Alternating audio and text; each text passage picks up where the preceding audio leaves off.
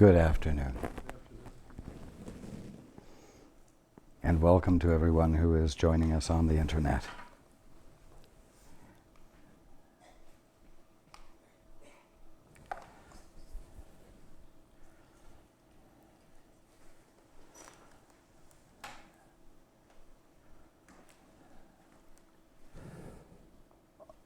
All of you, each of you, whether you know it or not, or whether you believe it or not,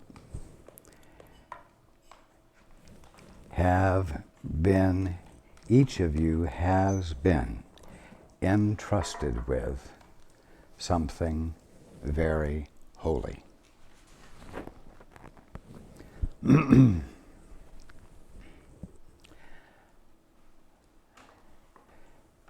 the past, it is something that has been spoken of as being written in your hearts.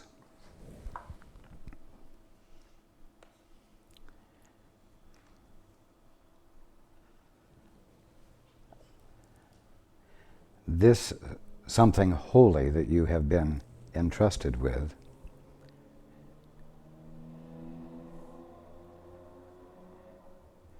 is the presence of God.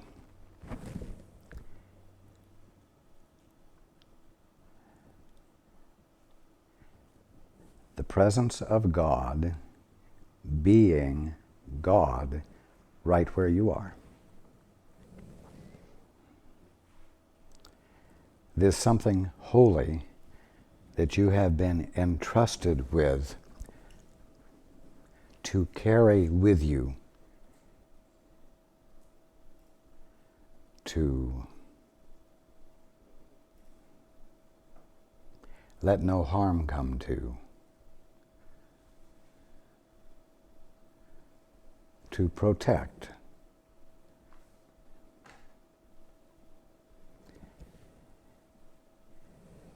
Is your divinity.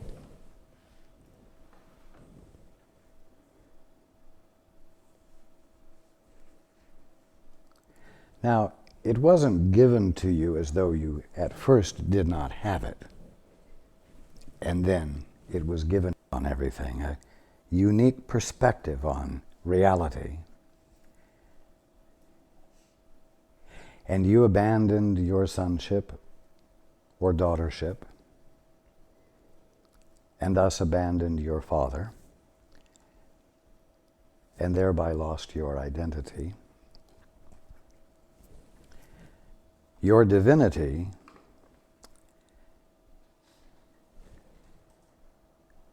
became hidden by you because you gave preference to something else. A voyage, if you will, into fantasy.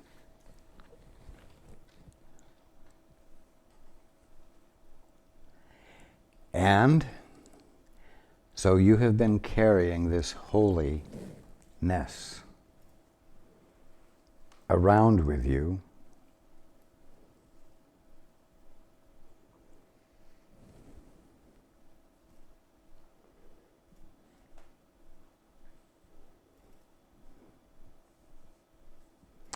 and it's time for you to uncover it. It's time for you to stop suffering from the fantasies that you have developed.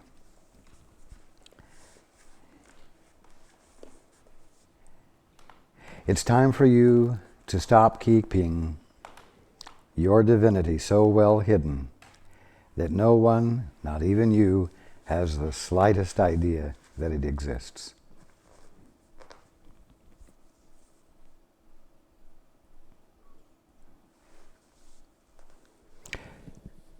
We have been talking about the fact that this holy thing that you've been entrusted with is the Holy Spirit, which is nothing more than your right mind. And we've referred to this as an operating system, a divine operating system, if you will, and the ego's frame of reference and imaginative fantasies as the other operating system.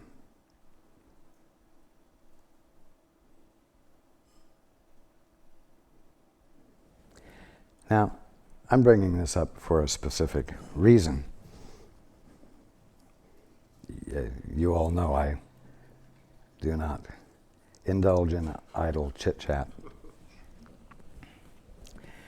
This past week, a judge in New York City has rendered the copyright to A Course in Miracles invalid.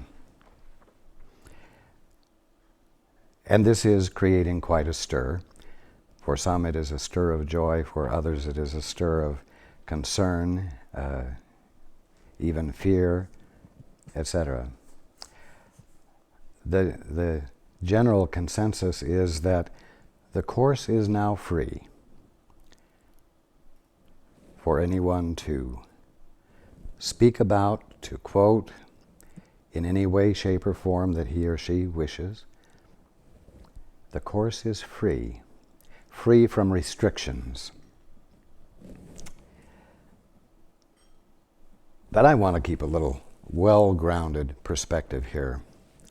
There are hundreds and hundreds of thousands of copies of the Course that have been printed in the last 27 years in multiple languages.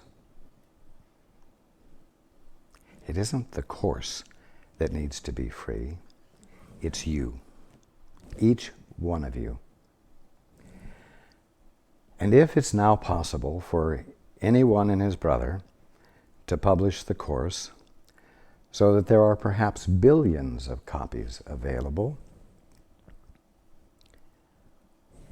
if one of you doesn't shift from one operating system to the other,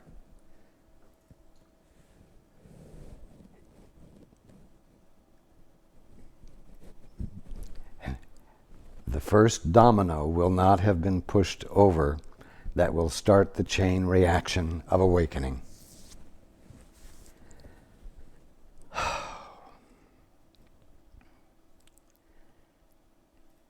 It takes guts. It takes commitment. And at the bottom line, it takes a real inner experience of love to dare to make the shift to what is nothing more than your right mind. And abandon the fascination with the ego's frame of reference and its imaginative, fantastic, and totally illusory perceptions of the kingdom of heaven and of you.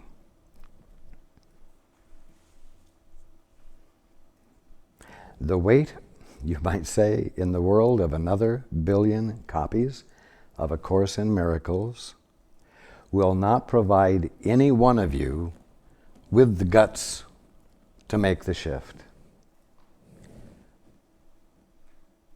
And their presence in themselves will promote nothing. All that the Course can do is to bring you to a point of a reasoned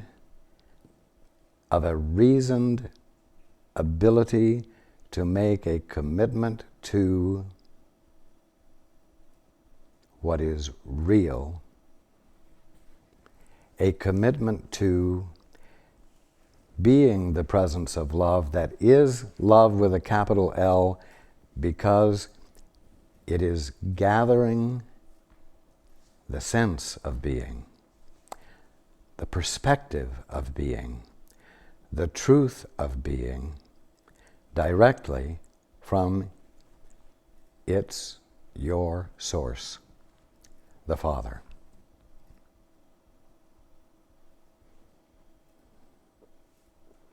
More powerful than all the copies of A Course in Miracles in the world is just one of you making commitment to the shift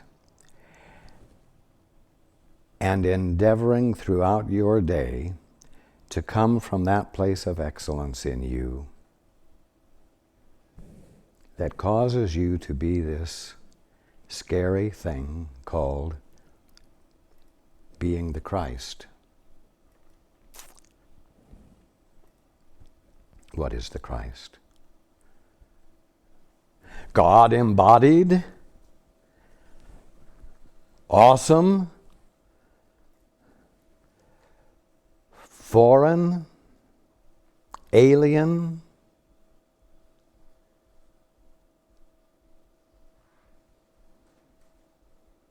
that which will strike doom for those engaged in evil? No.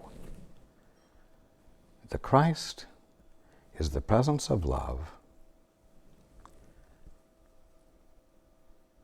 that meets its brothers and sisters with the clear recognition that they are the Christ as well.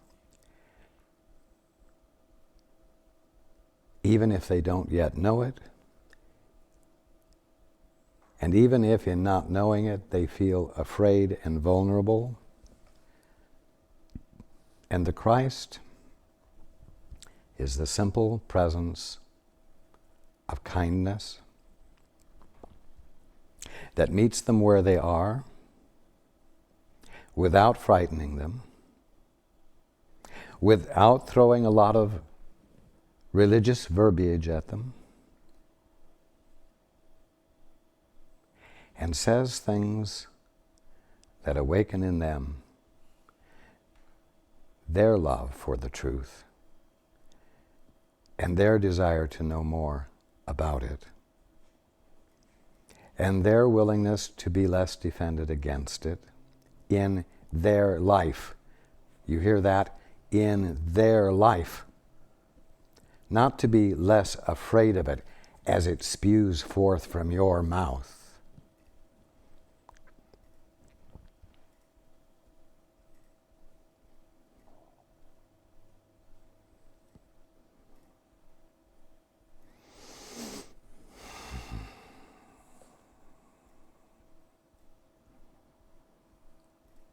The Christ knows what to say to help another not be as afraid, or how to be with them in a way that causes them to be less afraid.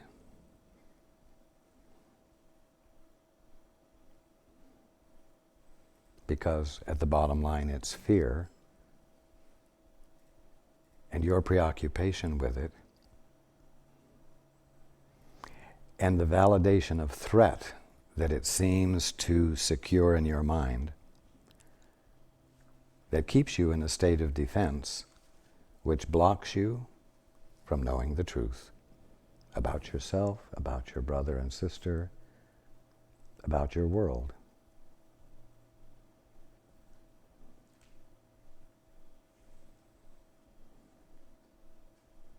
This book, A Course in Miracles, does nothing but point you toward the holiness that you've been entrusted with,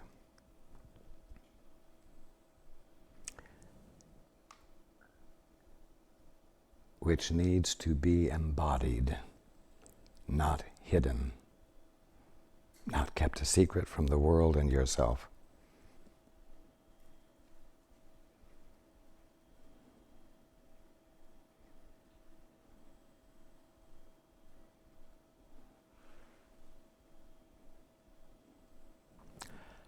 And I promise you, I will keep all of your noses pointed in the right direction so that you attend to and are inspired to attend to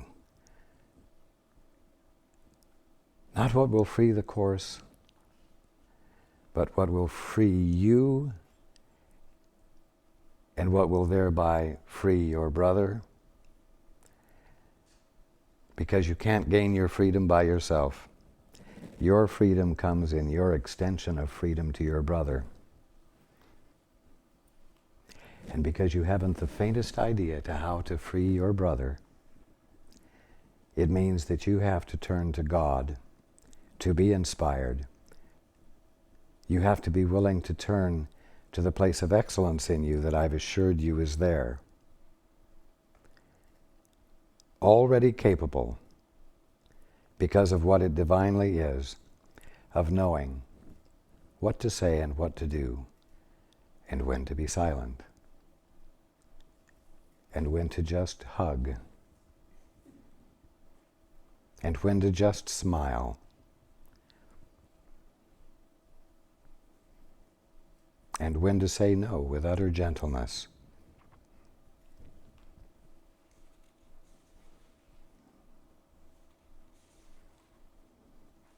But absolute firmness.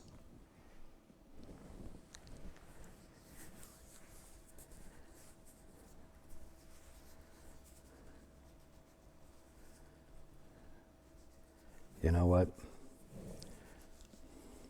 You can say, it's time to change operating systems in at least 30 different languages.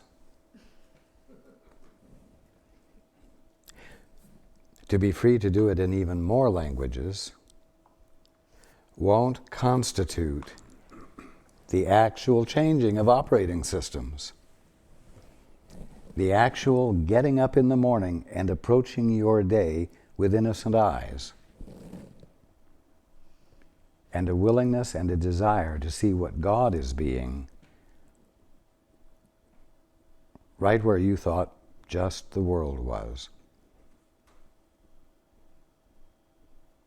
And what God is being, right where puny little pissant you has been. And then to give voice or expression to the vision that opens up to you.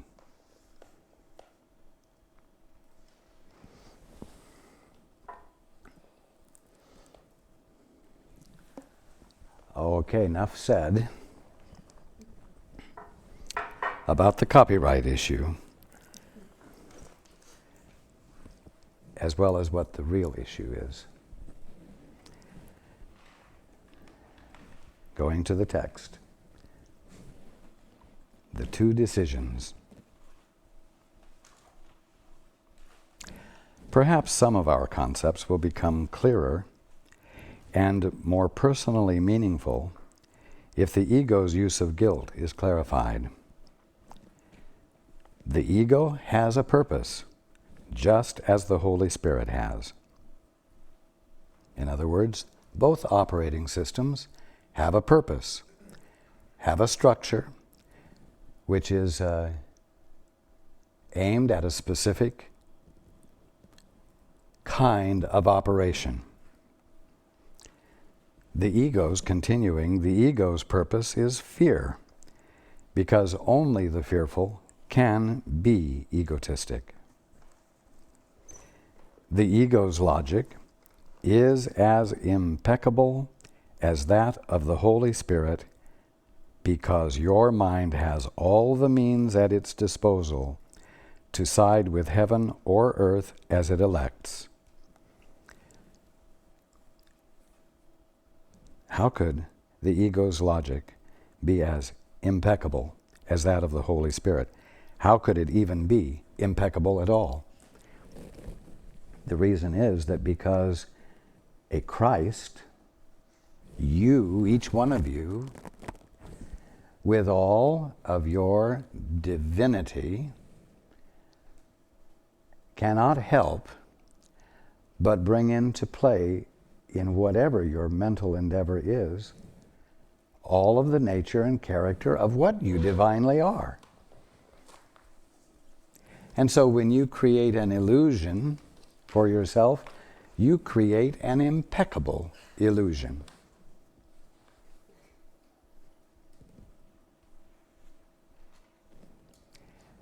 The logic it uses to confirm and reinforce its fantasy is as impeccable as the logic, you could say, that God embodies in all of his creation. Again, the ego's logic is as impeccable as that of the Holy Spirit. Why? Because your mind, the Christ that you are, has all the means at its disposal to side with heaven or earth as it elects, with what is real or what is illusion as it elects. But again, let us remember that both are in you. In heaven there is no guilt, because the kingdom is attained through the atonement, which releases you to create.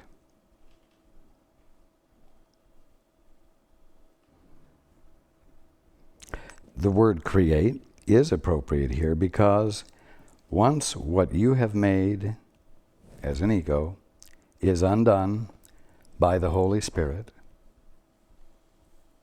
your right mind, the blessed residue is restored and therefore continues in creation.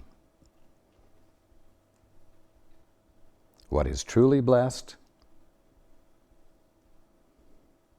in other words, anything that you have embodied that was an expression of what is real about you, even though you may have done it for wrong reasons, is incapable of giving rise to guilt and must give rise to joy. This makes it invulnerable to the ego because its peace is unassailable. It is invulnerable to destruction, to disruption, because it is whole. Guilt, the foundational basis of the ego's operating system, is always disruptive. Anything that engenders fear is divisive because it obeys the law of division. And I'm adding, not of unification. If the ego is the symbol of the separation, it is also the symbol of guilt. Guilt is more than merely not of God. It is the symbol of the attack on God. This is a totally meaningless concept except to the ego. But do not underestimate the power of the ego's belief in it. And remember, when it says the power of the ego's belief in it, it means the power of the belief that the Christ that is you is exercising in the establishment and reinforcement of a fantasy, an illusion. This is the belief from which all guilt really stems.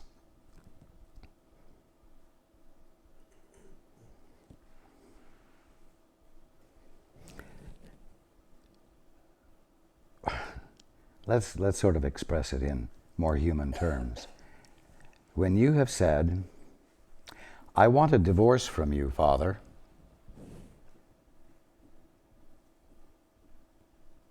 and you think that you have managed to get a divorce from your father, then, as I've said before, you cease to be a son or a daughter. And you have lost your identity. You are now an orphan, at least in the conviction of your belief. As an orphan, you are alone, with no ties, adrift.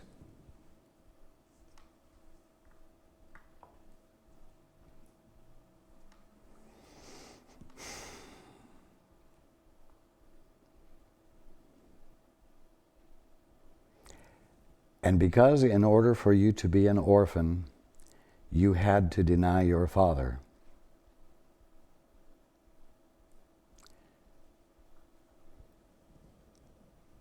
and it has caused you to lose your identity, you know you must be guilty of something. Because there is an experience of fear that was never yours before you made this declaration of independence.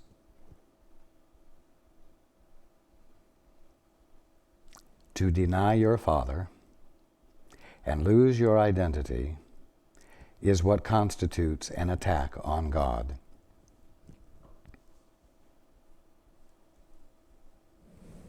Now, the ultimate fact is that God can't be attacked, and you can't stop being the expression of God. And so you haven't stopped being the direct expression of God. You haven't, at this very moment, stopped being God embodied by God. So the guilt and the fear are illusions.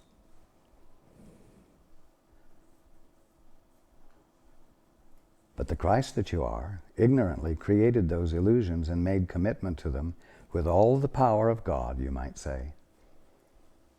And so you feel the guilt, and you feel the fear, and for all intents and purposes, it is absolutely real to you, even though it is not real at all.